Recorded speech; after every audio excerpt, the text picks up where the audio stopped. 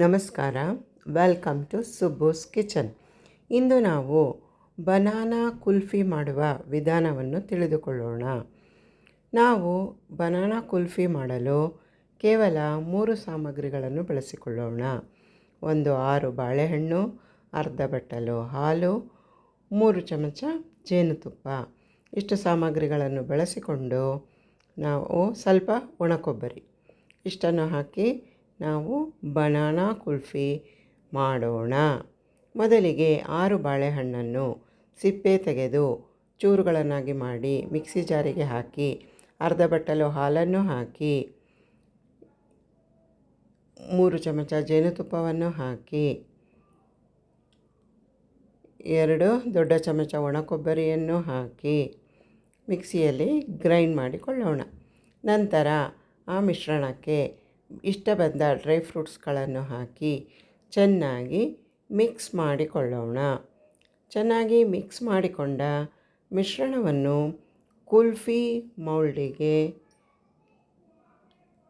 ಒಂದೊಂದು ಮೌಲ್ಡಿಗೂ 3 ಚಮಚ ಮಿಶ್ರಣವನ್ನು ಹಾಕಿ ಮುಚ್ಚಳ ಮುಚ್ಚಿ ಕುಲ್ಫಿ ಮೌಲ್ಡನ್ನು ತುಂಬಿಸಿಕೊಳ್ಳೋಣ. ಎಲ್ಲ ಮೌಲ್ಡ್ಗಳಿಗೆ ತುಂಬಿಸಿ ಮುಚ್ಚಳ ಮುಚ್ಚಿದ ನಂತರ 3 ಗಂಟೆಗಳ ಕಾಲ ಫ್ರೀಝರಲ್ಲಿ ಇಟ್ಟು ಕುಲ್ಫಿಯನ್ನು ರೆಡಿ ಮಾಡಿಕೊಳ್ಳೋಣ. ನ್ಯಾಚುರಲ್ಲಾಗಿ ಸ್ವೀಟ್ ಬನಾನಾನಲ್ಲಿ ಇರೋದ್ರಿಂದ ನಾನು ಸಕ್ಕರೆಯನ್ನಾಗಲಿ ಬೆಲ್ಲವನ್ನಾಗಲಿ ಬಳಸಿಲ್ಲ. ನ್ಯಾಚುರಲ್ ಸ್ವೀಟ್ ಬನಾನಾ ಕುಲ್ಫಿ ಸವಿಯಲು ಸಿದ್ಧ. Please do share, like and subscribe. ಧನ್ಯವಾದಗಳು. ನೀವು ಒಂದು ಬಾರಿ ಈ ಕುಲ್ಫಿಯನ್ನು ಮಾಡಿ ರುಚಿಯಾದ ಕುಲ್ಫಿಯನ್ನು ಸವಿಯಿರಿ. ಹೇಗೆ ಬಂತೆಂದು ನನಗೆ ಕಮೆಂಟ್ನಲ್ಲಿ ತಿಳಿಸಿ. Thanks for watching.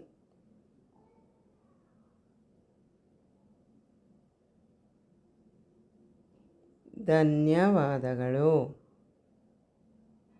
ಈ ಸಮ್ಮರಿಗೆ ರುಚಿಕರವಾದ ಬನಾನಾ ಕುಲ್ಫಿ ಮಾಡಿ ತಿಂದು ಖುಷಿಪಡಿ.